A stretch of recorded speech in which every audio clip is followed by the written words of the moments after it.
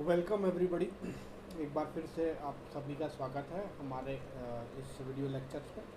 अब हमने शाफ्ट के कई प्रॉब्लम्स हमने सॉल्व किए हैं।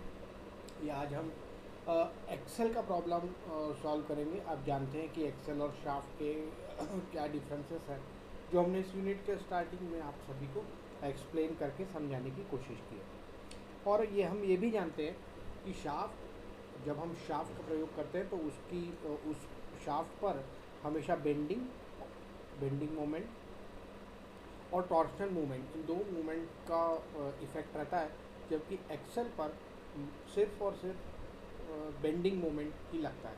यानी कि एक्सेल, यदि हम शाफ्ट की बात करेंगे तो हमें कैलकुलेशन दोनों तरीके से करनी पड़ेगी, टॉर्शनल भी और बेंडिंग मोमेंट भी।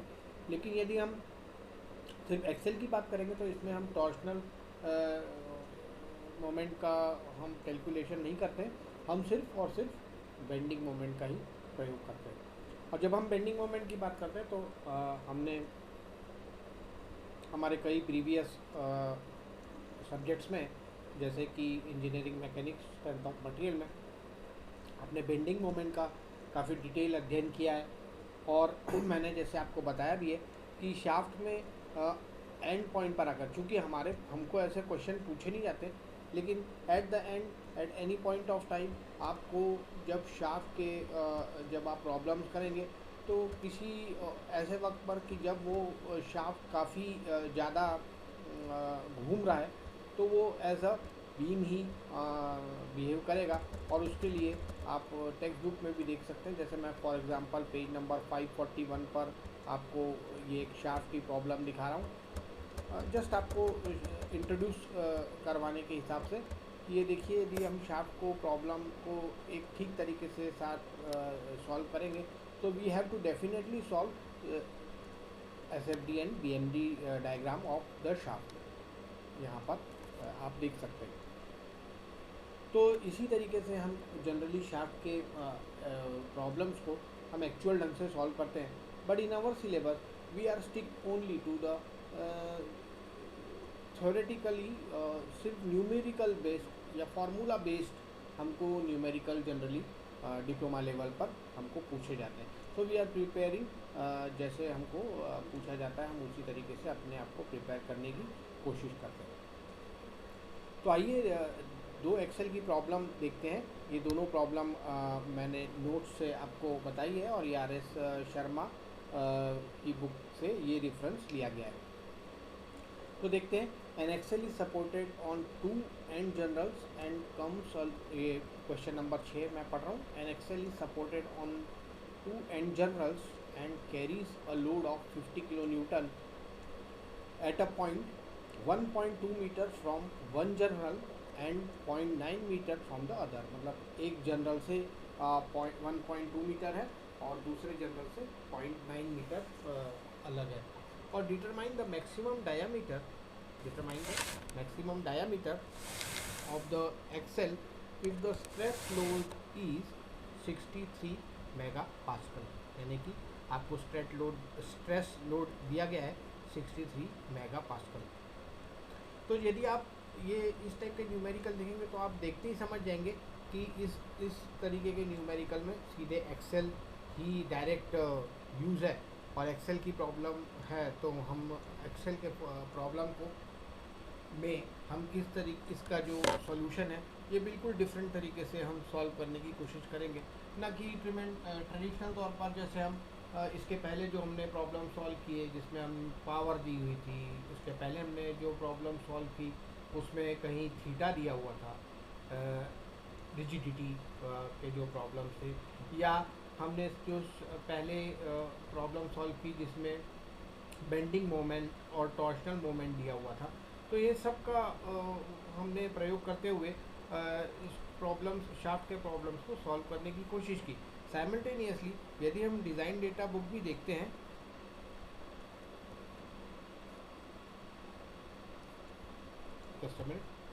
यदि हम डिज़ाइन डेटा बुक भी देखते हैं तो आप यदि पेज नंबर 77 पर यदि आप इसको खोलेंगे तो आप पाएंगे कि इसमें कुछ भी ऐसा नहीं है। Just a moment. Sorry for the interruption. यदि आप इस पेज में हम जो शाफ्ट और कपलिंग के चैप्टर नंबर 9 को भी देखने की कोशिश करते हैं तो आप पाएंगे कि इस चैप्टर में भी आपको कहीं पर एक्सेल वर्ड कहीं पर भी नहीं मिलेगा। थ्रू आउट द चैप्टर आपको एक्सेल नहीं, आपको सिर्फ शाफ्ट ही मिलेगा। बिकॉज एज जैसे कि मैंने आपसे शेयर किया पहले कि आपको जो एक्सेल की प्रॉब्लम है दैट इज़ यूनिक, एंड उसमें आपको शाफ्ट के जो टिपिकल फार्मूला बेस्ड अभी तक जो हमने न्यूमेरिकल सॉल्व किए उसकी हमको ज़रूरत नहीं पड़ती। हम सीधे बेंडिंग मोमेंट निकालते हैं और बहुत इजीली हम निकाल सकते हैं उसको, और उसके बाद हम simply sigma B is equal to pi by 32 D cube, इस तरीके का जो इक्वेशन आपको दी हुई है डिज़ाइन डेटा बुक में, उसका प्रयोग करते हुए हम शाफ्ट का डायमीटर फाइनली निकाल लेते हैं। Sigma B is equal to 32m divided by pi D cube. ये जो m है ये m हम निकालना रहता है, या सिग्मा बी मैं इक्वेशन नंबर 9.2b की बात कर रहा हूँ, जो जस्ट अ मिनट,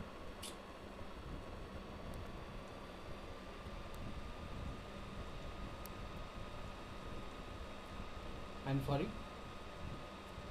देखिए मैक्सिमम बेंडिंग स्ट्रेस निकालते समय हम इस इक्वेशन का एक्सेल के जब हम न्यूमेरिकल सॉल्व करते हैं तो हम इस इक्वेशन का सबसे ज़्यादा प्रयोग करते हैं, that is sigma B is equal to 32m divided by pi D cube, और यहाँ से हम सिग्मा बी और m की वैल्यू रखकर डी की वैल्यू निकालते हैं। और डी की वैल्यू एज यूजुअल जो हम पहले डायामीटर के जो शाफ्ट है हमेशा की तरह हम ऊपर से स्टैंडर्ड डायमीटर का शाफ्ट सिलेक्ट करते हुए डी की फाइनल वैल्यू निकालेंगे।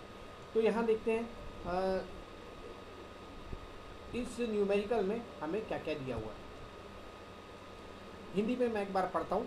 एन एक्सेल इज सपोर्टेड, एक एक्सेल है वो सपोर्टेड है 2 एंड जनरल बेरिंग पे। एंड जनरल बेरिंग इज हम 10वें यूनिट में इसको और अच्छे से पढ़ेंगे what are the journal bearing. लेकिन अभी जनरल एक बेरिंग होता है जिसके ऊपर शाफ्ट सपोर्टेड है और वो घूम रहा है, और इस पर एक लोड लग रहा है 50 kilo newton at a point 1.5 metre 1.2 metre away from one journal. 2 journal हैं, उन दोनों जनरल के एक 1.2 मीटर पे लगा हुआ है, दूसरा 0.9 मीटर से दूसरी साइड से 0.9 मीटर दूसरी साइड से लगा हुआ है। So determine the maximum diameter of the axle if the stress allowed is 63 megapascal. तो मैक्सिमम डायमीटर ज्ञात कीजिए यदि स्ट्रेस अलाउएबल स्ट्रेस 63 मेगापास्कल हो तो आइए इसका सबसे पहले हमको एक सिंपल डायग्राम बनाना है कुछ इस तरीके से। अब हमको दिया हुआ है न्यूमेरिकल में 50 किलो, ये 2 जनरल हैं। सपोज एक जनरल को मैं आर एल बोलता हूँ, L for left, R for right. R आपको पता है रिएक्शन है, लोड है, पॉइंट है जिसको हम बेंडिंग मोमेंट डायग्राम बनाते समय मोस्टली आर से रेजिस्टेंस कह सकते हैं, उसको हम या सपोर्ट कह सकते हैं, उसका पॉइंट है। तो ये जो आर एल है ये लेफ्ट हैंड जनरल है और राइट हैंड जनरल को हम आर से बता रहे हैं for the sake of clarity, ताकि न्यूमेरिकल में जब हम बेंडिंग मोमेंट लेंगे तो हमें कोई इशू ना हो और हम बहुत आसानी से इसको सॉल्व कर सकें। तो इसको सॉल्व करने के लिए हम देखते हैं कि लेफ्ट हैंड एक बेरिंग से हमको दिया गया डिस्टेंस 1.2 मीटर और दूसरे से दिया हुआ है 0.9 मीटर। तो ये देखिए हमने 1.2 और 0.9 इसलिए इस तरीके से लिखा, और जो लोड है उसमें 50 न्यूटन से इस तरीके से लगा दिया। नाउ व्हाट, यदि हमें पूरा कंप्लीट डिस्टेंस नहीं दिया है तो डिस्टेंस निकालने के लिए complete distance between R L and R R E 1.2 plus 0.9 that is equal to 2.1, इसका ध्यान देंगे। तो ये बहुत आसान एक आपने FBD जिसको हम बोलते हैं फ्री बॉडी डायग्राम, उसको बना लिया है। अब हम निकालते समय let the load be located 1.2 metre from the left journal. Load is located 1.2 metre left journal से ले रहे हैं, तो हम आर एल के सापेक्ष में इसका टोटल डिस्टेंस रखते हुए इसका लोड निकालने की कोशिश करते हैं। तो that is 50 into 0.9, 50 into 0.9 divided by total distance that is 2.1।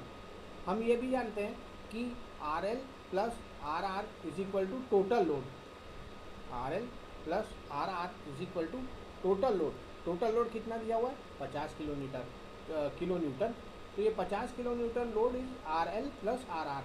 ये सब आप बेसिक्स में डिज़ाइन डेटा बुक में काफ़ी डिटेल में पढ़ चुके हैं। We will not go into that depth because this will make as a confusion, because आप ये भी जानते हैं कि प्लस माइनस साइंस भी होते हैं, और वो हम प्लस माइनस साइन भी इस टाइप के एक्सेल के प्रॉब्लम्स को सॉल्व करते समय हम बिल्कुल प्रयोग नहीं करेंगे, because it is very clear that almost every time when ever the question is asked, कभी भी क्वेश्चन पूछा जाता है तो हमेशा दो लोड दो डिस्टेंस या एक लोड दो डिस्टेंस, इस तरीके से ही क्वेश्चन को जनरली पूछा जाता है। So we are exactly preparing for that, जैसे कि परीक्षा में प्रश्न पत्र में पूछा जाता है।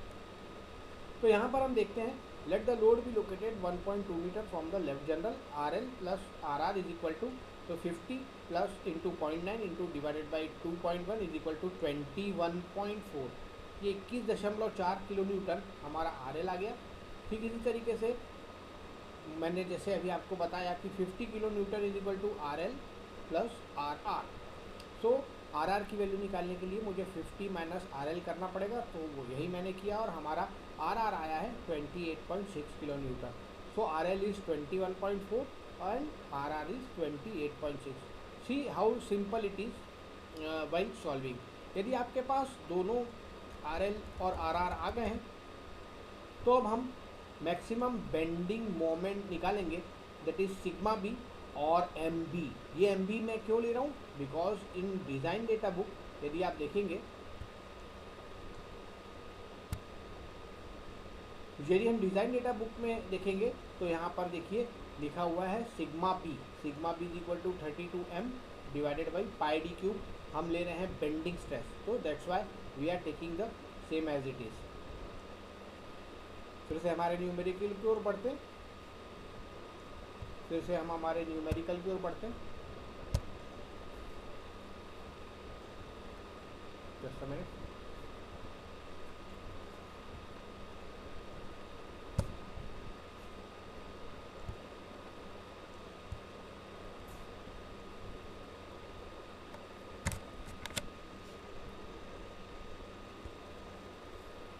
फिर से हम हमारे न्यूमेरिकल की ओर बढ़ते हैं। तो यहाँ पर देखिए मैंने लिखा है sigma B, why? Because numerical में डिज़ाइन डेटा बुक में हमको सिग्मा बी है, तो हमने भी सिग्मा बी लिया है। एम बी, आप इसको सिग्मा बी भी कह सकते हैं या एम बी भी कह सकते हैं। जनरली हम यूनिट 2 से, यदि आपको याद होगा, तो हम हमेशा सिग्मा बी कह रहे हैं। तो sigma B is equal to M B is equal to R L multiplied by 1.20। अब हम बेंडिंग मोमेंट निकाल रहे हैं। बेंडिंग मोमेंट निकालने के लिए, मैक्सिमम बेंडिंग मोमेंट निकालने के लिए हमको या तो आर एल और 1.2, एक बार और फिगर देखते हैं, या तो आर एल मल्टीप्लाइड बाई 1.2 या आर आर मल्टीप्लाइड बाई 0.9, इसी का प्रयोग करते हुए हमको निकालना पड़ेगा। तो हम किसी भी विधि से निकालेंगे तो the result will be always same. तो हमने इस इक्वेशन को इसी तरीके से लिखा है, sigma B is equal to M B is equal to R L multiplied by 1.20 is equal to R R multiplied by 0.9। So 21.4 into 1.2 is equal to 25.68। ध्यान देंगे यूनिट का किलो न्यूटन मीटर। ये किलो न्यूटन मीटर कैसे आ गया? तो यहाँ पर ध्यान देंगे कि हमारा आर आर भी किलो न्यूटन में आया है, हमें जो लोड दिया गया था वो भी 50 किलो न्यूटन दिया था, और जो डिस्टेंस दिया हुआ है वो मीटर में दिया हुआ है। दैट्स वाई हमारा आंसर किस में आ रहा है? किलो न्यूटन मीटर में। तो इसका आप ध्यान रखेंगे कि sigma B is equal to 25.68 kilo newton metre. ये आपको ध्यान देना बेहद ज़रूरी है। अब ये सिग्मा बी आने के बाद हम इस फॉर्मूले को देखिए, from solid shaft equation 9.2b page number 76, इसी का हमने प्रयोग किया है। जो मैंने आपको फार्मूला पहले बताया, हमने इसी फार्मूले का प्रयोग किया करते हुए हमें अब सिग्मा बी पता है और डी का मान निकालने की हमको कोशिश करना है। तो यहाँ पर देखिए हमने सिग्मा बी लिखा 32m divided by pi D cube. अब देखिए डी क्यूब के सापेक्ष में इसको लिख लेते हैं, डी क्यूब यहाँ लिख लेते हैं, सिग्मा बी यहाँ लिख लेते हैं, कोई फर्क नहीं पड़ेगा। Then the equation become 32 multiplied by 25.68, ये आपका सिग्मा बी आया या एम आया जो हमने यहाँ लिखा हुआ है, divided by pi multiplied by ये जो सिग्मा बी है, this is given as 63 mega pascal, 63 multiplied by 10⁻6, और ये हमारा इक्वलेंट आया 4.152 इंटू 10⁻³ मीटर क्यूब। ये 10⁻, ये जो भी आंसर आएगा ये डी का, ये हमेशा मीटर क्यूब में आएगा। ध्यान दें ये 10⁻³ आने से हमको घबराना नहीं है, because this answer is in metre. यदि हम इसे कन्वर्ट करेंगे तो ये आएगा D is equal to 0.1607 metre, और यदि हम इसे मिलीमीटर में कन्वर्ट करेंगे तो दैट विल बी 160.7 मीटर। तो इसका nearest equivalent diameter page number 76 में देखेंगे, और नियरेस्ट जो डायमीटर आया है 160 mm लिखा है। चलिए देखते हैं, चेक करते हैं कि ये डायमीटर यहाँ दिया है कि नहीं। ये देखिए यहाँ पर दिया है 160 पॉइंट समथिंग, ज़्यादा है तो हम इसको 170 नहीं ले सकते पॉइंट लेने के लिए, तो हमारा जो स्टैंडर्ड डायमीटर है हम उसे 160 मानते हुए तो इसका फाइनल आंसर लिखने की फाइनल आंसर लिखकर ये न्यूमेरिकल को सॉल्व करने की कोशिश करेंगे। तो बहुत आसान न्यूमेरिकल है, यदि आप इसे समझ गए तो, और आप बहुत आसानी से इसको सॉल्व कर सकते हैं। आइए एक बार और समझते हैं। देखिए आपको ये 63 mega pascal maximum diameter stress दिया हुआ है, दैट इज सिग्मा बी आपको दिया हुआ है। Then what you have done, आपको 50 किलो न्यूटन पता है, मीटर का डिस्टेंस पता है। Now you have to chalk out the sigma B is equal to M B is equal to आपको निकालना है 25.68, ये आपने किलो न्यूटन मीटर निकाला। ध्यान रहे जब भी आप बेंडिंग मोमेंट निकाल रहे हैं तो आपका जो है या तो न्यूटन मीटर या किलो न्यूटन मीटर में, या जैसे भी आपका उदाहरण आपको दिया होगा आप उस हिसाब से इसको निकाल सकते हैं। एक और प्रॉब्लम देखते हैं, एक और प्रॉब्लम देखते हैं। ये प्रॉब्लम ठीक इसके ऊपर है, that is station wagon, railway wagon जो हम देखते हैं रेलवे की ढुलाई में, माल ढुलाई में जो काम आती है, उस रेलवे वैगन की बात करते हैं तो उसके नीचे भी जो चक्के लगे रहते हैं वो एक्सल पर घूमते हैं। तो उसको ये उसी पर बेस्ड एक क्वेश्चन है, ये भी सेम।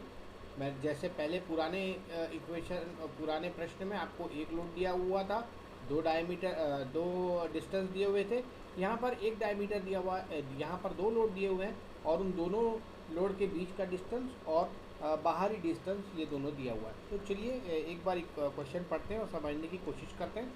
तो in a railway wagon the maximum load on a pair of wheels is 100 kilo newton. 100 kilo newton आपका लोड टोटल दिया हुआ है।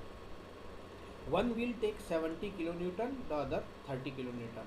यदि एक ये 100 किलो न्यूटन को हम विभाजित करें तो एक चक्के पर 70 किलो न्यूटन आता है, दूसरे चक्के पर 30 किलो न्यूटन आता है, ऐसा न्यूमेरिकल में दिया हुआ है। उसके बाद हम देखते हैं the distance between the rails is 1.45 metre. एक दोनों रेल के बीच में, यानी आप रेल की पटरी के बीच में, यदि आप ब्रॉड गेज देखें, जो जनरली आजकल जो डिस्टेंस मिलता है ब्रॉड गेज, उसमें हम 1.45 मीटर का ही प्रयोग करते हैं। तो 1.4 मीटर है दोनों रेलों के बीच में, ये 1.4 मीटर है। And between the centres of the axle boxes is 1.90। तो ये तो व्हील है, और उसके जो व्हील एक्सल के बाहर जो बॉक्स लगा होता है उसके बीच में 1.90 है।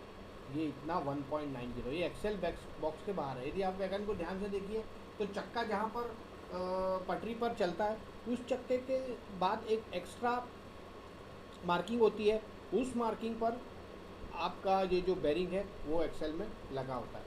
तो find the diameter of the axle at the wheel. तो डायमीटर हमको निकालना है उस एक्सेल व्हील का, यानी कि हमको अल्टीमेटली स्मॉल डी निकालना है। सेफ स्ट्रेस इज गिवन है 77 मेगा पास्कल। तो हमको सेफ स्ट्रेस कितना दिया हुआ है 77 मेगा पास्कल। मैंने आपको पहले भी न्यूमेरिकल्स में बताया, देखिए लास्ट प्रॉब्लम में 63 समथिंग था, अभी 77 है। आप 80 मेगा पास्कल याद रखिए यदि आपको कभी स्टेट स्ट्रेस नहीं दिया हो तो। ये हमने पहले भी न्यूमेरिकल्स में शार्प के इसको डिस्कस करके रखा है।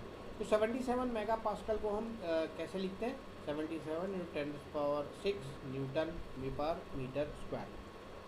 तो आइए अब देखते हैं कि इसका एक बेंडिंग मोमेंट के चूँकि एक्सेल है, हमको इसी से प्रदर्शित है कि रेलवे वैगन है और ये व्हील है, व्हील के बीच में रेल है, रेल के बीच में यदि है तो ये यहाँ पर एक्सेल कहीं ना कहीं न्यूमेरिकल में आपको दिया ही होगा। यदि नहीं दिया है और इस टाइप का क्वेश्चन आपको पूछा जाए तो definitely it will be solve as axle problem, not a shaft problem. इसका आप ध्यान देंगे। तो ये एक्सेल यहाँ देखिए R1 and R2 denote the loads on the axle boxes. ये दो एक्सेल बॉक्सेस दिए हुए हैं और R1 और R2 इनके ऊपर लोड आ रहा है, किससे कितनी डिस्टेंस पर है, ये 1.90 के डिस्टेंस पर है। और जो व्हील पर जो लोड लग रहा है, एक व्हील में 70 और दूसरे व्हील में 30, एंड इन दोनों के व्हील के बीच का डिस्टेंस 1.45 है। यदि 1.90 और 1.45 को यदि मैं डिफ्रेंशिएट करूँ तो ये मैं आराम से निकाल सकता हूँ कि ये 0.225 होगा और ये भी 0.225 होगा, डेफिनेटली 0.45 बढ़ाकर। तो अब मुझे पता है कि R1 + R2 = total load that is 70 + 30 that is 100 kilo Newton. ये हमको पता है R1 + R2 ये इतना होता है। साइमल्टेनियसली यदि मैं R1 = R2 करूँ तो मुझे सिग्मा बी मिलेगा या MB मुझे मिलेगा। तो चलिए सबसे पहले निकालते हैं, चूँकि R1 से 1.90 बहुत पास में है तो ये तुरंत 1.90 लेकर R1 निकाल लेते हैं, एंड देन R2 निकालने के लिए हम इसके इक्विवेलेंट निकालने के लिए इस के सापेक्ष में R2 को कंसीडर न करते हुए हम देखते हैं 70 × 1.675। ये कहाँ से आया, 70 × 1.675 R2 के सापेक्ष में 1.45 + 0.225। ये देखिए ये मैंने यहाँ पर लिखा भी हुआ है, this is not included in the calculation. आपको समझाने के लिए यहाँ पर लिखा हुआ है 1.45 + 0.225 = 1.675। 1.675 मल्टीप्लाइड बाई 70 + 30 × 0.225। ये दोनों साइड ये और ये दोनों साइड कितनी है, 0.225। वन कहाँ से कैसे आया, 1.90 माइनस 1.45 = 0.45, और 0.45 को यदि हम दो से डिवाइड करेंगे तो this will automatically arrive as 0.225 and 0.225। तो R2 के सापेक्ष में यदि हम लें तो ये 70 × 1.675, ये डिस्टेंस 1.45 + 0.225, यही यहाँ पर समझाया गया है। इसे कंफ्यूज नहीं होंगे सिर्फ समझाने के दृष्टिकोण से, बिकॉज जब हम नोट्स पढ़ते हैं तो कई बार हमको ध्यान नहीं रहता है कि ये किस तरीके से सॉल्व किया गया है। So for the sake of clarity ये इस न्यूमेरिकल में लिखा हुआ है, and plus 30 × 0.225, 30 × 0.225 at the R2 के सापेक्ष में हम ले रहे हैं। तो R1 = इसको हमने सॉल्व कर दिया, 70 × 1.675 + 30 × 0.225, ये 1.204 आ गया और हमने डिवाइड किया 1.90 से, तो हमको R1 की वैल्यू मिल गई दैट इज़ 65.20 किलो न्यूटन। ये किलो न्यूटन कहाँ से आया, ऑटोमेटिकली हमको क्वेश्चन में ये 70 किलो न्यूटन ऑलरेडी दिया हुआ है, 70 किलो न्यूटन और 30 किलो न्यूटन। तो हमारा आंसर डेफिनेटली R1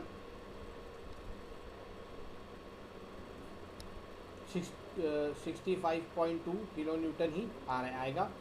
और हम we know that R1 + R2 = 100 kilo newton, तो ऑटोमेटिकली R2 की वैल्यू आ गई that is 100 minus R1 that is 34.8 kilo Newton.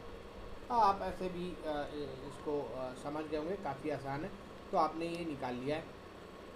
अब हम निकालने जा रहे हैं maximum bending moment on the wheel, MB। ये M निकालने के लिए हम क्या कर रहे हैं, 65.2 जो हमने किसी भी एक R1 को पकड़ा या R2 को पकड़ा और उसके जो नियरेस्ट पॉइंट है 0.225 इसको लिया और हमारा आंसर आया 40.68 किलो न्यूटन पर मीटर स्क्वायर। आप R2 के सापेक्ष में भी ले सकते हैं, 34.8 into multiplied by the distance nearest to R2, आप उसको भी लेकर इसको सॉल्व कर सकते हैं। तो आप कोई भी लीजिए, आपको answer will be the same 14.68 kilo Newton पर मीटर। यहाँ ध्यान देंगे बेंडिंग मोमेंट है, और बेंडिंग मोमेंट जहाँ पर भी आएगा वहाँ पर आपको किलो न्यूटन मीटर आना स्वाभाविक है। यहाँ पर भी अगेन किलो न्यूटन आया, और मीटर कहाँ से आया, because metre is the distance already provided in the numerical. यहाँ पर देखते हैं न्यूमेरिकल, ये देखिए ये डिस्टेंस दिया हुआ है 1.45 मीटर, और ये डिस्टेंस दिया हुआ है 1.90 मीटर, तो इसका भी आप ध्यान रखेंगे। नाउ एम आ गया आपका एम बी या एम 14.68 किलो न्यूटन मीटर। हमने यही इक्वेशन डिज़ाइन डेटा बुक से यहाँ से ली, और यहाँ से हमने page number equation number 9.2b का प्रयोग करते हुए 9.2b का प्रयोग करते हुए पेज नंबर 76 पर sigma B is equal to 32m divided by pi D cube किया। सिग्मा बी हमको मैक्सिमम स्ट्रेस दिया हुआ है हमारे न्यूमेरिकल में, दैट इज़ आई थिंक 77 और समथिंग, तो वो हम रखेंगे and then we will calculate the same. तो यहाँ देखिए मैंने न्यूमेरिकल को एज इट इज़ लिखा using equation number 9.2b 32m pi D cube को यहाँ ले गए, सिग्मा बी को यहाँ लाए, और सारी वैल्यूज़ हमने रख दी। 14.68 अगेन हमने इसको कन्वर्ट किया मीटर को किलो न्यूटन को 1000 से गुना किया, अभी भी आंसर आपका मीटर में ही आएगा, और पाई 77 इंटू 10⁻⁶ न्यूटन पर मीटर स्क्वायर, इसको भी हमने रखा, और यहाँ पर हमारा जो आंसर आया 1.94 इंटू 10⁻³ माइनस मीटर क्यूब। जब इसको सॉल्व करेंगे तो हमारा आएगा 124.8 मीटर या 124.8 mm। अब इसे चेक करने के लिए हम हमारी डिज़ाइन डेटा बुक के फ्रंट पेज पर जाएंगे, शाफ्ट और एक्सेल के, और यहाँ से स्टैंडर्ड डायमीटर देखेंगे 142 के बाद जो हमारा नियरेस्ट डायमीटर है that is 140 I think, sorry 125 है, I am very sorry, let's check it again. तो 124 के बाद हमारा जो डायमेंशन है that is 125, not 120 not 130, that is exactly 125। बहुत बढ़िया डायमीटर है, आसपास कोई भी डायमीटर नहीं है, this is the only one. हमारे पास तकरीबन 20 के लिए आपको पता है कि यदि पैरेंथेटिकल डायमीटर है तो हम इसे हमेशा सेकंड चॉइस में रखना है, हमको फर्स्ट चॉइस में नहीं रखना है, हमको सेकंड चॉइस में रखना है, यानी कि हमको इसके बजाय इसको प्रेफर करना है, और डेफिनेटली यही हमारा आंसर आ रहा है दैट इज़ 125, तो वी विल सिलेक्ट दिस 125। तो ये न्यूमेरिकल काफ़ी आप आराम से कर सकते हैं, प्रोवाइडेड यदि आपकी गलती, ध्यान देंगे, यदि आपकी गलती इस मेगा पास्कल को बदलने में नहीं होती, जो कि आप डिज़ाइन डेटा बुक से इसको बहुत आसानी से देख सकते हैं। साइमल्टेनियसली आपको ये ध्यान रखना है कि ये जो 70 and 30 are they are in kilo newton, और ये जो डिस्टेंस है जो इसमें भी दिया हो, हमें उसका को कन्वर्सेशन करते समय बेहद सावधानी बरतनी है। अदरवाइज यदि आप डिज़ाइन डेटा बुक में देखें तो यहाँ पर कोई न्यूमेरिकल में किसी भी तरीके की यूनिट्स नहीं लिखी है। से फॉर एग्ज़ाम्पल यदि मैं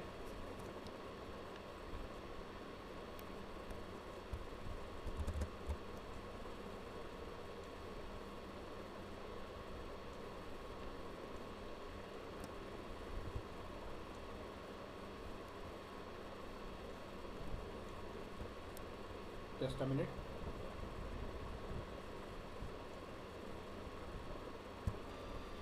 सॉरी फॉर द इंटरप्शन। जैसे कि आप देख सकते हैं कि यहाँ पर कोई भी यूनिट नहीं लिखी हुई है, what is the unit of M, what is the unit of D, what is the unit of sigma B. यहाँ पर आप जो भी यूनिट रखेंगे दैट अकॉर्डिंग टू दैट ये डी क्यू की वैल्यू सिलेक्ट होगी, इसका आपको बेहद ध्यान रखना है।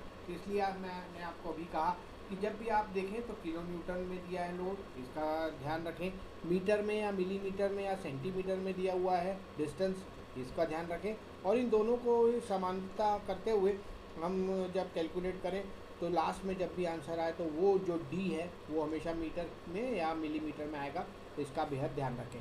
साइमल्टेनियसली जब हम इसको सॉल्व करेंगे तो इसके जब हम एस पर R1 और R2 के सापेक्ष में जब भी हम मोमेंट को कंसिडर करें तो हम हमारे जो बेसिक्स हैं बिल्कुल सिंपल बेसिक्स की को ध्यान में रखते हुए इन दोनों को हम एक दूसरे से मल्टीप्लाई करें, जिसके के कारण आपके कोई भी मिस्टेक्स फाइनल कैलकुलेशंस में प्रॉब्लम क्रिएट ना करें, और आप आसानी से एक बहुत सिंपल न्यूमेरिकल को आप बहुत आसानी से सॉल्व करके फुल मार्क्स स्कोर कर सकें.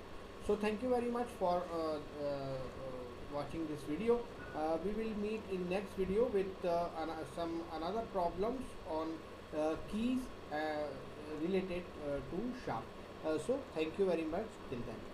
Thank you for your kind attention.